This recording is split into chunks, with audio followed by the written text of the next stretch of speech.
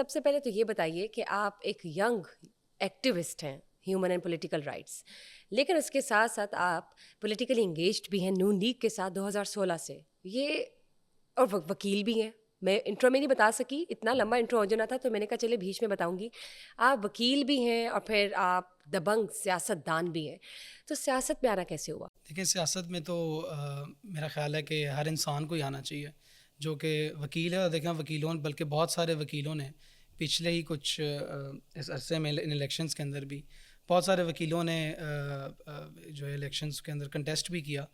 اور کیونکہ کچھ فیملی بیک گراؤنڈ بھی ایسا ہے کہ وہ بھی سیاست کرتے رہے ہیں، بزرگ بھی جو ہیں. آپ کے فادر بھی ہیں ہاں سیاست دان؟ سیاست میں ہی ہیں، تو ابھی بھی پارلیمنٹ میں ہی ہیں. لیکن یہ ہے کہ ان کی ایک اپنا سفر تھا، میرا ایک اپنا سفر ہے. تو آپ پہ پریشر تھا یا آپ کی اپنی چوائس تھی یا؟ نہیں، میری اپنی چوائس تھی. میرے جو روحانی باپ ہیں، استاد ہیں میرے، کیونکہ جو استاد ہوتا ہے وہ روحانی باپ ہوتا ہے. اور ایک میرے والد صاحب ہیں جو کہ بلڈ لائن بھی سیم ہے.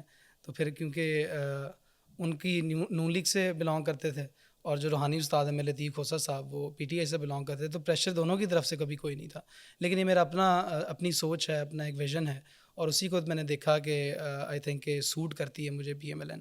والد صاحب بھی تھے، اور وہ کیونکہ لگاتار ہی اسی پارٹی سے کنٹیسٹ کرتے آ رہے ہیں، جیتتے آ رہے ہیں، تو جیسا بھی وقت آئے میرا خیال ہے چھوڑنا نہیں چاہیے. تو کسی نہ کسی کے اوپر میری پرچھائی جاتی، تو پھر میں نے بھی یہ سوچا کہ ہاں یہ ایسی پارٹی ہے جس کے ساتھ میں کام کر سکوں. تو یہ بتائیے، جب بات کرتے ہیں لطیف کھوسہ صاحب کی، آپ بطور ان کے شاگرد رہے ہیں 8 سال اور آپ نے ان سے وکالت سیکھی ہے، انہوں نے کبھی کنونس نہیں کیا یا ان سے انسپریشن حاصل نہیں کی کہ پی ٹی آئی کی طرف ہو جائے؟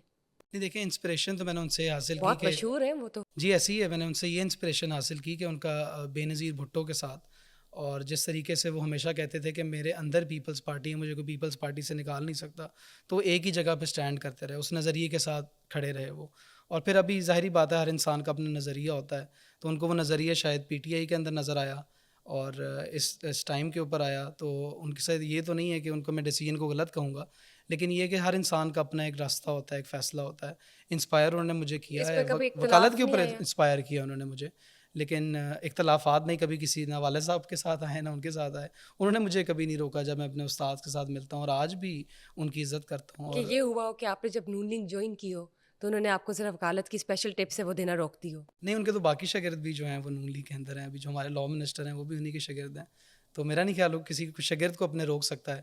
آپ دیکھیں نا، آپ جس مرضی چینل میں ہو، آپ کا شاگرد جو ہے جس مرضی چینل میں کام کرے، فرق تو نہیں پڑتا. ان دی اینڈ سب کام تو پاکستان کے لیے کر رہے ہیں.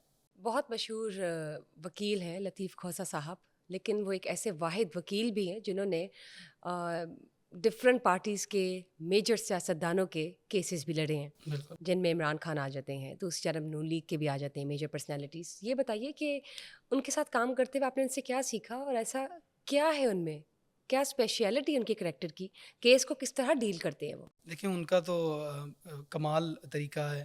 اور سپریم کورٹ کا ان کا الیکشن تھا، اور وہ الیکشن ہم ساروں ان کے ساتھ تھے. ہم سپریم کورٹ کے وکیل تو نہیں ہیں، لیکن یہ کہ ان کے ساتھ ساتھ ہم نے جو ہے پورا الیکشن کیمپین کی. یہ میں آپ کو بات بتا رہا ہوں 2021 کی سپریم کورٹ کا الیکشن تھا، اور ان کے شاگرد ہی ان کے سامنے جو ہے وہ الیکشن کنٹیسٹ کر رہے تھے. ہم بھی ان کے شاگرد تھے، ہم ان کے ساتھ لگے ہوئے تھے لطیف کھوسہ صاحب کے ساتھ. تو میں نے ان سے یہ سیکھا کہ جب وہ الیکشن ہار بھی گئے تو وہ اگلے دن جو ہیں وہ 8 بجے دفتر کے اندر تھے، اور ہمیں پوچھ رہے تھے کہ تم لوگ پہنچے نہیں ہو. تو وہ ایک انسان کے اندر، یہاں پہ تو لوگ الیکشن ہارتے ہیں تو مانتے ہی نہیں ہیں کہ ہم الیکشن ہار گئے ہیں. وہ یہی کہتے رہتے ہیں کہ ہمیں جو ہے وہ اسٹیبلشمنٹ نے یہ تو ہرا نہیں دیا، آپ کہیں، میڈیا نے آپ ہرا یہ دیا. نہ کہیں. نہیں یہ لوگ جو یہ لوگ تو پاکستان پیپلز پارٹی بھی کہتی ہے، تو ہر جماعت ہر کہتی ہے جماعت ہارنے کے یہی میں بعد. کہہ رہا ہوں، ہار کسی سے برداشت نہیں ہوتی. تو کسی ایک نے جیتنا ہے، ہارنا پھر باقیوں نے ہے. باقیوں نے. لیکن تو ان سے جو میں نے سیکھا یہ کہ وہ 8 بجے اگلے دن بھی اس الیکشن ہارنے کے بعد بھی سپریم کورٹ کا، اور حالانکہ وہ سیزنل وکیل ہیں اور اپنے شاگرد سے الیکشن ہارے تھے، اور سارا کچھ بھی انہوں نے برداشت بھی کیا ہر چیز کو. اور میرا نہیں خیال کہ انہوں نے وہ کوئی گلہ استادوں نہیں کے کیا، استاد ہیں. انہوں نے تو کوئی وہ گلہ نہیں صبح کیا. اگلے دن نہیں، گلا انہوں نے کسی سے کوئی گلا نہیں کیا، اپنے شاگرد سے بھی گلا نہیں. ان کو بھی یہی کہا کہ آپ اپنا الیکشن لڑیں. تو ان کا جو وہ اگلے دن آنا دفتر کے اندر اور کام کو دوبارہ اسی طرح ڈیل کرنا. میں نے یہ سیکھا کہ لوگ یہاں پہ ہار مان کے 4 سال روتے رہتے ہیں، عدالتوں میں جاتے ہیں. انہوں نے اس کو ایکسیپٹ کیا، اور انہوں نے جو ہے وہ اپنا ہی مووڈ آن.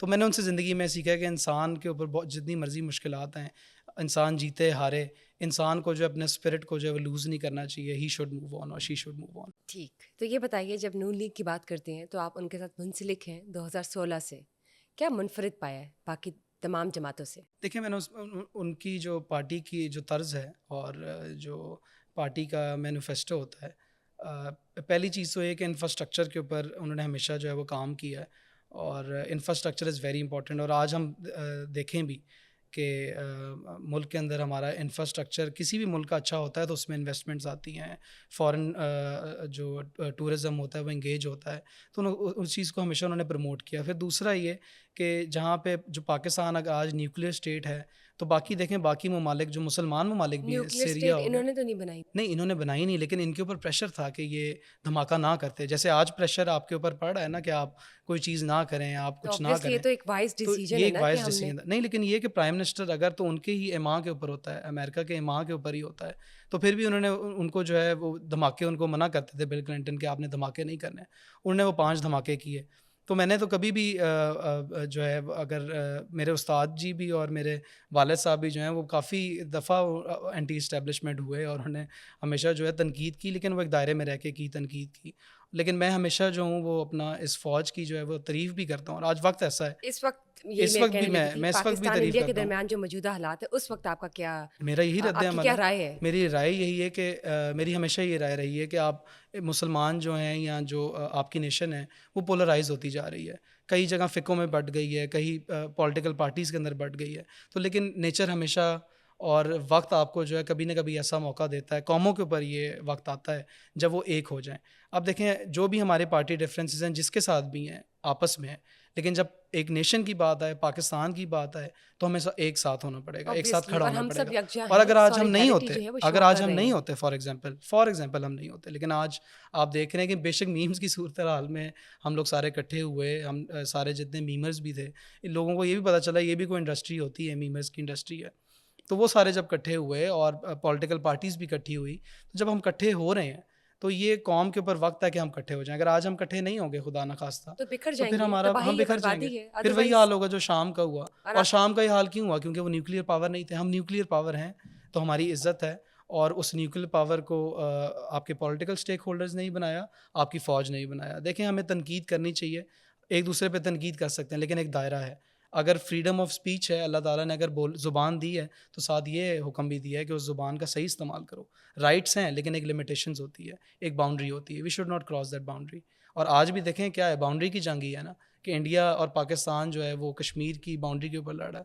تو انسان کو اپنی باؤنڈریز ڈیفائن کرنی چاہیے, اور ہماری یہ باؤنڈری کب سے ڈیفائن ہے؟ ہماری یونائٹڈ نیشنز کے اندر سیلف ڈٹرمنیشن رائٹ ہے کشمیر کا, کہ وہ اپنا فیصلہ کرے کہ وہ کس کے ساتھ جانا چاہتا ہے, یا انڈیا کے ساتھ جانا چاہتا ہے, پاکستان کے ساتھ جانا چاہتا ہے, یا کشمیر اپنا ایک انڈیپینڈنٹ اسٹیٹ بننا چاہتا ہے. تو یہ یونائٹڈ نیشن نے اس کو یہ پورے ایک نیشن کے پاس بھی یہ رائٹ ہوتا ہے سیلف ڈٹرمنیشن کا. تو آرٹیکل 73 یونائٹڈ نیشن کے انڈر یہ رائٹ ہے. تو یہ رائٹ ہم نے کب سے, جب سے پاکستان بنا ہے, ہمارا یہی نظریہ رہا ہے کہ کشمیر ہمارا ہے. تو آج بھی ہمارا یہی ہے. اگر آج وہ کشمیر کے اوپر پروپاگنڈا کر کے پاکستان کو کمزور کرنا چاہتے ہیں, پاکستان کے اندر ڈسپیرٹی لانا چاہتے ہیں, تو یہ ان کی اور بھول میرے ہے. خیال سے وہ ایک اور بار دیکھیں ہم کشمیریوں نے سے خود بھی پوچھ لے, وہ وہی والی بات ہے, انارکلی سے تو کوئی پوچھے وہ کس کو چاہتی ہے, وہ کس کو چاہتی ہے.